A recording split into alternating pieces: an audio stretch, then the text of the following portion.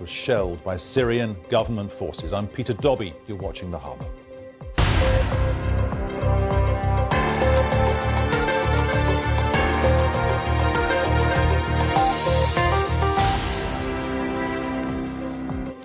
You'll find the news you need to know here at The Hub. The other headlining stories today.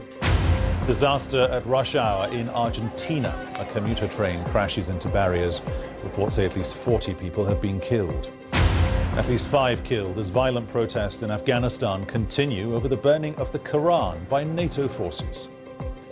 And preparing for the worst, simulating a bomb attack on the London Underground in preparation for the Summer Olympic Games.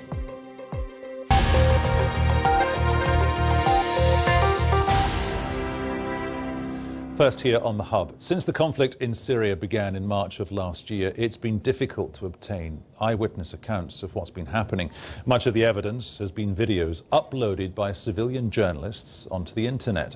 Now, in recent months, some international journalists have been able to get into Syria, but few have remained.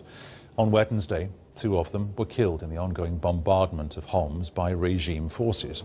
One was the Sunday Times journalist Marie Colvin, who spoke to me on The Hub just yesterday. The other was the French photojournalist Remy Ochlik.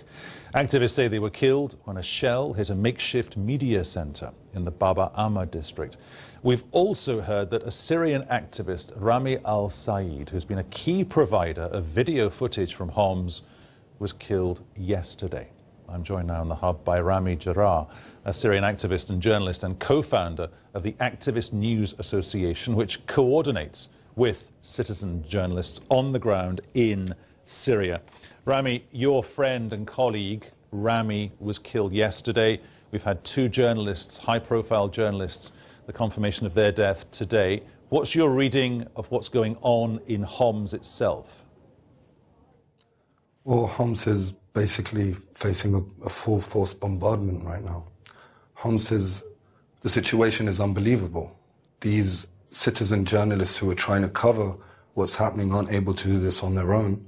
And obviously the journalists who have gone in, we've seen what happens to those journalists who go in as well. The city is surrounded from a number of areas. There's shelling by the minute, by the second, we can say now.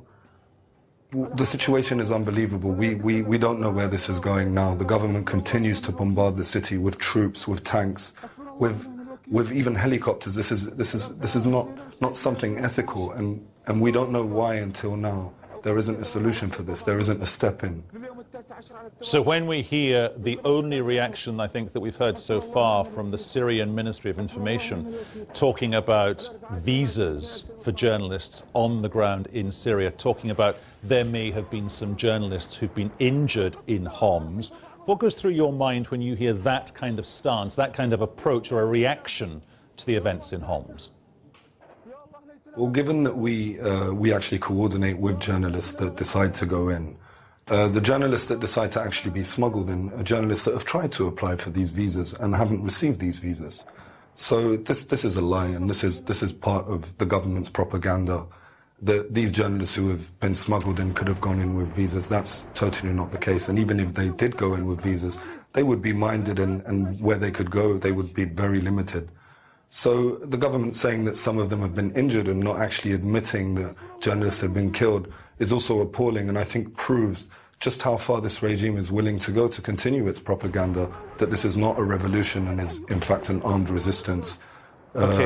Just to interrupt you, Rami, just one final point, and I don't want to put words into your mouth, but we've just heard via our colleagues at the BBC's monitoring service, the Ministry of Information again quoting the relevant minister Adnan Mahmoud, saying the ministry has no knowledge of the entry or the presence of Marie Colvin or Remy Ochlik and other foreigners on Syrian territories. You seem to be saying that stance is complete nonsense. Of course it's nonsense. The government know exactly who's gone in. They've seen the reports that are coming out. They have a media team that follows these reports that are coming out. And those journalists who have died have written reports, and those reports were released yesterday. So the government was very aware of them being there.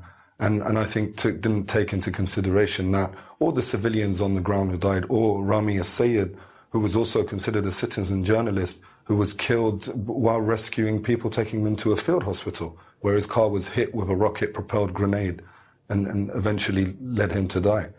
They're very aware of what's going on in Homs. They're very aware of who's there. And the attacks are ongoing. This is not the case. They're killing this revolution. They're killing the democracy movement. That's basically what it is. Despite all that, Rami, does the fight carry on to get the information out there? Of course it carries on. It's, if I could go back to mentioning Rami Al Sayid, Rami is one of those people that was determined that people would see what was happening in Homs and, of course, Syria.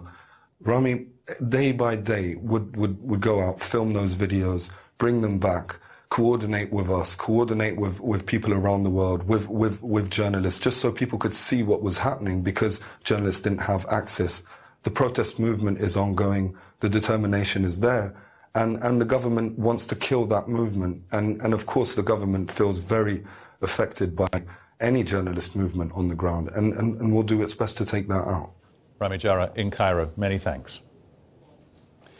It's being reported that at least 40 people have been killed in a train accident in Buenos Aires. Hundreds more have been injured. Latest reports say the train came into the busy Once station during the morning rush hour. It failed to stop and then hit a barrier at the end of the platform.